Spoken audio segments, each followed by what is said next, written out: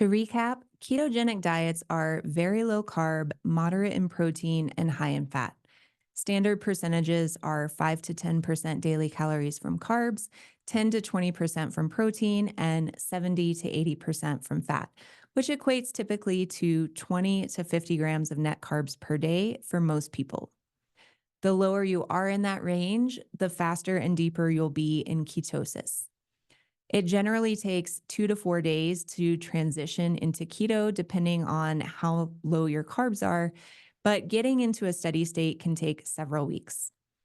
If you really want to know if you're in ketosis, a quantitative test like an at home keto meter using blood from a finger prick is going to be the most accurate. Aim to get your daily carbs from non-starchy vegetables, nuts, and seeds, with potentially a serving of low carbohydrate fruit like berries.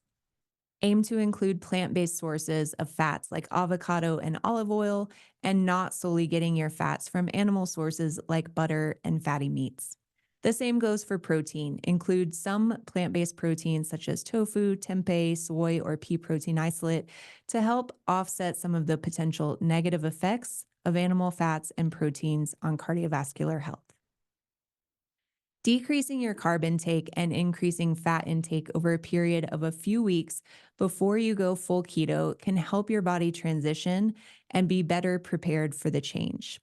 This can reduce some of the negative symptoms like keto flu, as can following the tips we covered in the side effects section. A ketogenic diet is often combined with intermittent fasting. We didn't discuss that here, but episode 3 is all about intermittent fasting. Combining the two strategies can boost the benefits and put you in deeper ketosis, but I wouldn't start with both of them at the same time. It's all about giving your body a little time to adjust. So if you want to combine the two, start with one. I would suggest starting with intermittent fasting, which is going to start improving your metabolic flexibility. And then you can shift the macronutrient composition of your diet to keto if you want to go that route.